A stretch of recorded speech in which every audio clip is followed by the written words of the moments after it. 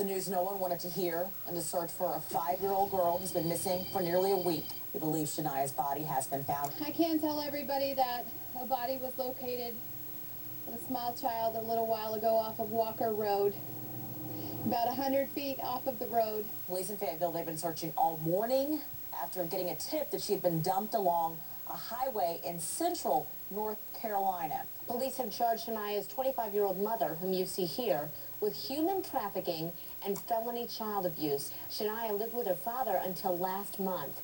He says he was hesitant to let her stay with her mother, but felt she deserved an opportunity to be part of Shaniya's life. Police in North Carolina also have filed kidnapping charges in the case against 29-year-old Mario McNeil. He was captured on surveillance camera last Tuesday, right there, carrying Shaniya into a hotel room 30 miles from her home. Police say he admitted to taking her, but his attorney says he will plead not guilty to the charge. Knowing these charges, what are you going to do about an attorney?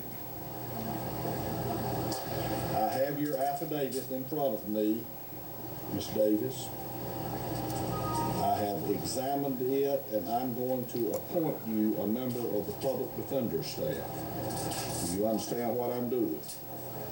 Do you have a public defender helping you on any other matter, ma'am? We'll appoint a member of the public defender staff to represent you.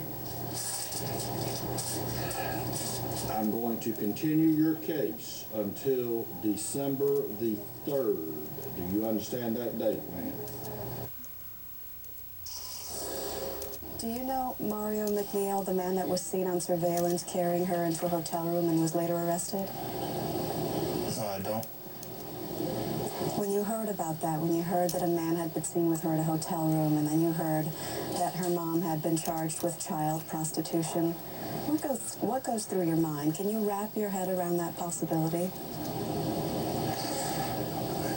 Just everything inside of you falls out. You just lose all train of thought. And reaction is none. You just hope for the best.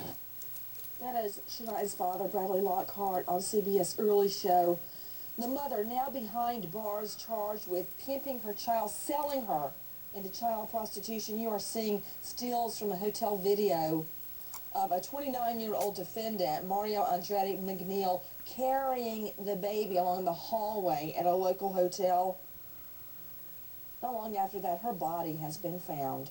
There's no easy way to explain it. Right now, we don't know cause of death. We don't know the condition of the body. But I know as I came to work today, I could hardly leave the twins just to go to work.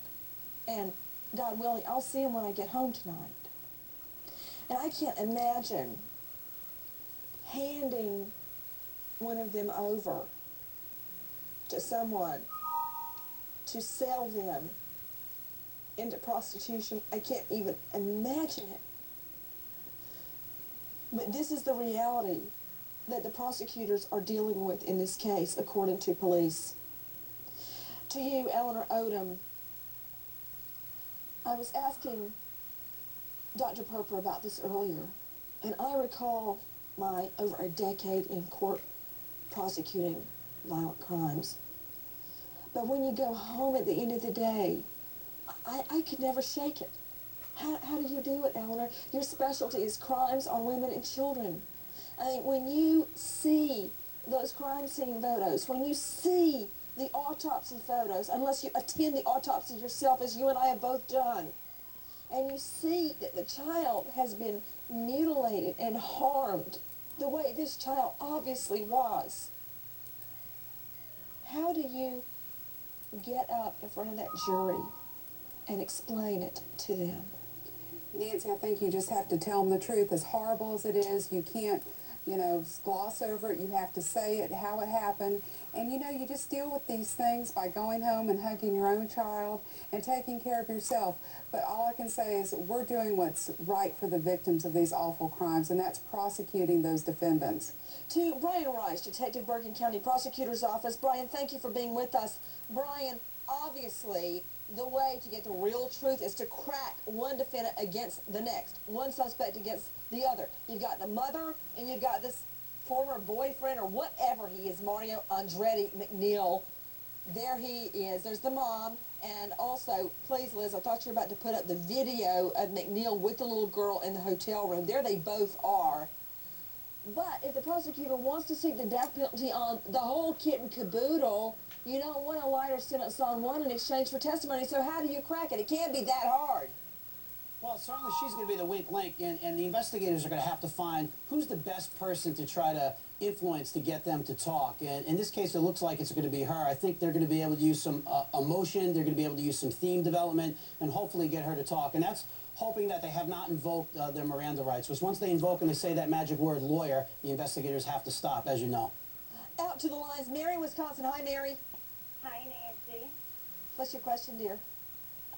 God bless you for being the voice for all the little Shaniyas that can no longer speak for themselves. My question is, does the mother have other kids at home? And if so, she's pregnant now. Is somebody going to take that child? I don't think she should ever be able to have children again.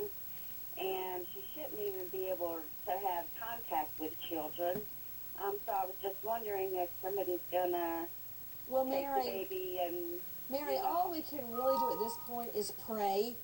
But my educated guess is that she will never see freedom again a day in her life.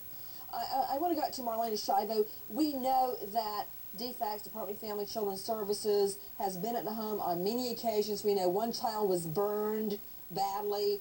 They claim that was an accident. We know that drugs, specifically either crack or cocaine, was in the home, that marijuana has been in the home. Allegedly, these are reports that have been sent. There's not been a trial on these issues. What more do we know about other children in the home?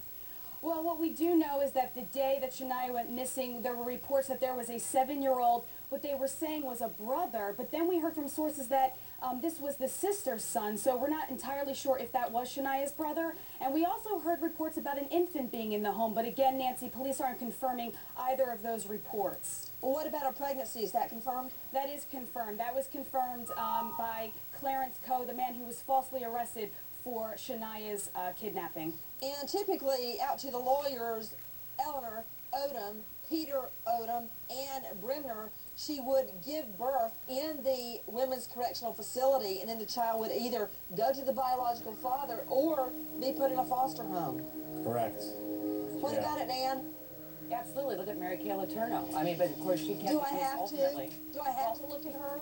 She got No, I kids didn't. I back. meant look as a figure of speech, but those birth in jail and off to social and health services. But Nancy, she absolutely. has some of her children, doesn't she? Well, she spent 7 years in prison, and it looks like Antoinette is going to spend a lot more time than that, like you said.